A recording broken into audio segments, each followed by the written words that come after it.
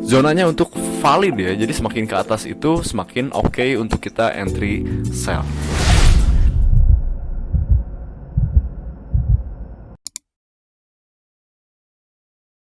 Oke, kita mulai dari forex dulu ya. Untuk USD Kanada kita melihat dari penurunan harga. Kita lihat dari weekly di minggu kemarin. Minggu kemarin kita lihat jelas bearish yang sangat kuat ya. Kurang lebih membuat pattern flag ya.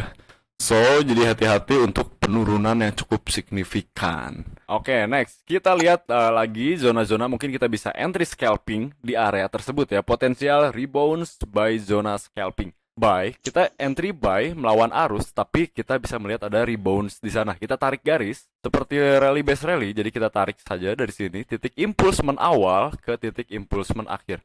Oke, kurang lebih zonanya di sini kita bisa entry buy pada USD Kanada.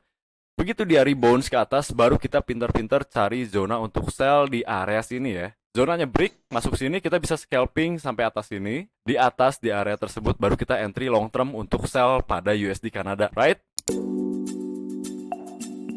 Kemarin kita sudah ambil posisi buy, di grup pun sudah aku share juga. Kenapa di sini kita entry buy? Karena di sini kita bisa melihat adanya likuiditas ya. Oke, likuiditas yang terjadi ada di sini. Sampai sini kita tarik garis. Ini kasar ya. Kalau untuk trading view kita analisa kasar. Dan di sini masuk ya. Kalau snipernya di sini, tetapi kita nggak mau ketinggalan momen, jadi kita entry di area tersebut. Oke, di time frame sangat besar pun kita bisa lihat kita berada dalam resisten. Jadi kita banyak potensial untuk sell area. Di MetaTrader fokus pada time frame 4 jam dan 1 jam ya. Kita lihat time frame 1 jam, mungkin di sini ada zona entry untuk sell. Karena apa? Dari structure itu kita sudah breaks of structure untuk time frame 1 jam. Kita mungkin bisa sell scalping di sini, mungkin kita ambil 30 sampai 40 pips, lalu di atasnya semakin panjang lagi 60 sampai 80 pips, dan untuk area paling atas itu kita long term dan pasang break even point. Oke, tapi untuk terdekatnya kita bisa buy dulu di area tersebut karena sebenarnya di sini likuiditasnya belum selesai, di mana pasti di sini terjadi consolidation ya area tersebut, lalu dia mantul lagi likuiditas grab ke area bawah sini, baru terjadi likuiditas yang sesungguhnya ke atas dan melanjutkan penurunan tren. Oke, di sini udah bagus sekali untuk kita entry karena sudah melebihi pivot point, di mana pivot pointnya ada di sini. So, di bawah pivot point itu adalah area entry kita untuk buy. Memang sedikit melawan tren, tetapi kalau harganya sudah murah itu kenapa tidak untuk kita buy. Lanjutkan di GBP Japanien. Dari weekly kita bisa melihat di minggu kemarin terdapat bearish yang cukup kuat berhubungan dengan adanya supply yang sedikit kuat juga di sini. Ditambah dari weekly sendiri kita bisa melihat adanya bearish engulfing di sini ya. Plus retracement dan ada supply kuat di sini. Sell zona yang ada di sini mungkin masih valid dan masih bisa kita scalping zona. Mungkin 2 sampai 3 kali ngambil 20-30 pips itu oke saja ya. Kita garis bawahi lagi di time frame daily, mungkin ada di sini zona sell kita, tetapi kita tertahan juga ada di sini untuk liquidity of buyer. Zona yang ada di sini tidak break lagi ke bawah, itu masih valid saja kita melakukan buy and sell di atas. Untuk zona-zona kita entry. Oke, untuk poin zona kita entry itu buy zone sudah tersentuh di sini, berhubung sedikit ada likuiditas di sini yang terjadi untuk melakukan retracement di history harga sebelumnya. Yang ini begitu dia break, dia retracement mungkin di 2 minggu kemarin yang kita kelewat itu untuk GBP JPY ya. Dan zona buy-nya sudah terkejar, mungkin di sini kita bisa entry scalping ya. 20 pips itu udah oke untuk scalping. Tetapi untuk long termnya itu ada di atas ini karena dia break dari structure di time frame 1 jam, lalu dia membuat quick rejection yang cukup kuat. Di sana zonanya sedikit lebar, sekitar mungkin 30 pips. Jadi di sini kita harus perkecil lagi time frame dan kita bisa melihat adanya bearish engulfing di sana ya. Jadi untuk trading plan-nya pada GBP JPY kita bisa entry di atas sini. Tapi untuk di bawah sini mungkin kita hanya scalping saja lalu melanjutkan buy untuk GBP JPY di area yang ada di bawah. Nah, ini Euro USD sedikit menarik menurutku. Kita bisa lihat di sini ya. Harga akan bergerak kemana? Begitu dia break ke atas, dia retracement kita bisa buy, lalu dia retracement key level yang ada di sini bisa jadi buy. Dan mungkin di sini kalau kalian suka menggunakan teori dari week off, Richard week off, kalian bisa pakai ya. Mungkin ada sedikit consolidation di area tersebut, tetapi kita bisa melihat kepastian dari Euro USD.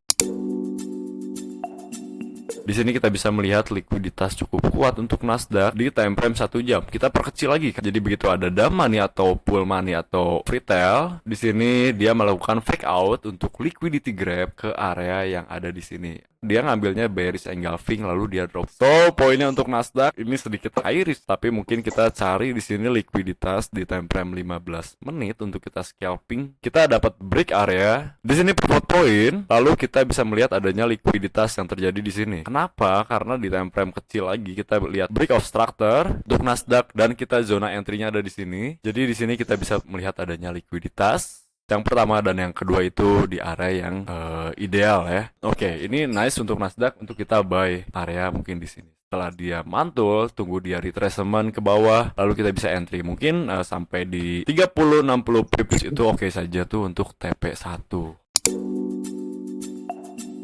Daily time frame kita bisa melihat adanya rejection yang pertama di sini dan kita berada dalam zona resisten. Oke, berarti valid untuk kita sell ya. Di time frame 4 jam, dia baru break area dan membuat double maru di sini. Setelah membuat double maru, akhirnya rejection dan membuat bearish engulfing. Oke, mungkin ada yang bertanya nih, di sini ada drop base drop. Kenapa nggak entry bang? Seperti biasa, kita tarik lagi garis Fibonacci untuk kita secure dan mengamankan zona kita entry. Di sini tepat banget di pivot point, jadi di sana masuknya high risk untuk kita entry. Tetapi untuk zona double maru yang ada di sini valid ya, jadi semakin ke atas itu semakin oke untuk kita entry sell. Di sini kita bisa lihat 1, 2, oke, kurang lebih seperti ini ya. Jadi kita expect adanya yang namanya lower low di sini di zona buy. Jadi begitu dia membuat lower low, kita bisa copet di sini ya. Karena keluarga preman harus pintar nyopet guys. Kita bisa ambil-ambil di sini zona-zona intraday atau scalping. Oke, BTC USD ini yang volumenya nggak baik menurutku. Daily jelas penurunan ya. Jelas penurunan. Dan ini kenapa bisa tertahan di area tersebut. Kita bisa melihat dari kaki tumbuh kita yang ada di sini. Di sini kita bisa melihat adanya liquidity dan break of structure dan membuat yang namanya imbalance atau volume gap. Oke, pasti setelah ini zona akan yang namanya consolidation. Entah dia akan distribusi kembali atau redistribusi atau dia akan naik ya. Tapi untuk zona-zona sell zone pada webinar minggu-minggu kemarin itu valid ya di sell zona ini. So buat kalian untuk BTC USD sedikit mengerikan ya menurutku. Dan yang terakhir itu untuk XAUSD. XAUSD mungkin dari daily kita sudah sangat jelas. Pada beberapa bulan yang lalu aku sudah bilang buy XAUSD. Kalau kita fokuskan area tersebut, ada penekanan buyer yang tinggi sampai di harga closing si bearish candle ini ya. Tetapi di sini gagal ya. Berarti kita gagal membuat higher high. Kita berarti cari point of interest yang lainnya. Kita perbesar time frame weekly. Di sini potensial double top di mana kaki zonanya itu ada di sini. Dan di sini penurunan masih belum selesai, bisa sampai area 16 lagi. Sebelumnya mungkin di beberapa bulan kemarin, 1 bulan kemarin aku bilang Bloods Market dan poinnya berarti skenario yang terjadi itu benar. Karena apa? Di sini tidak membuat higher high, berarti tahun ini penurunan yang signifikan XAUSD. Jadi jika double top ini break, mungkin kita bisa melihat next zona tuh ada di 1300. Gila, tapi itu belum tentu juga ya. Poinnya kita fokus saja di zona sini karena ada area likuiditas di mana kita break of structure, jadi fokus kita di area kaki yang terakhir ya untuk zona 17 sekian. Zona kita begitu live trade kemarin kita dapat di bawah sini ya. Di zona buy, mungkin yang hold kemarin ada yang dapat 10 juta ya. Oke, gue di sini sambil ngopi jadi buat kalian santai juga ya. Nggak usah terlalu serius lah. Oke, order flow-nya kita turun, jadi kita mungkin harus minta ini ya di sini ya, minta zona juga. Dan kalau di OctaFX zonanya udah kena lalu dia drop lagi. Aneh tuh OctaFX tuh yang aku share di grup tuh. Nah, zona-zona untuk kita entry di sini ada dominant break sell. Di sini kita bisa ambil juga zona sell tetapi sudah dibawa dia sekitar 100 pips, jadi sudah tidak laku lagi. Di zona candle kedua itu pun sudah dibawa di sini sekitar 39 pips, dan kita berharap kita bisa bawa di zona candle bearish yang terakhir di sini ya, di dominan break sell. Kita mungkin bisa ambil saja sampai 80 pips, itu mungkin TP2, TP pertamanya di 30 pips seperti biasa. Rasio 1:1, 18-13, dan untuk buy-nya itu di 17-84. Untuk buy-nya ini high risk, dominan break sell-nya ini high risk, dan sell zone ini ideal untuk kalian entry. Ingat, kita dalam posisi penentuan ya. Oke, kaki poin kita di 1780 begitu. 1780 break di time frame 1 jam 4 jam. Break ke bawah, kita langsung balik badan. Jangan kejar buy tetapi kejar sell ya. Mungkin kita bisa kejar buy-nya itu di 1760 baru bisa kejar buy. Seperti itu untuk XAUSD. So guys, kali ini berhubung masih weekend, aku langsung tutup saja. Kita bertemu hari Senin, kita trading. Dan seperti biasa di setiap hari Jumat kita live trade, oke? Kita challenge seru-seruan lagi. $10 tuh not enough money, guys. Betul nggak, Jo? Not enough. Not enough money. So guys, untuk kalian terima kasih banyak dan jangan lupa entry.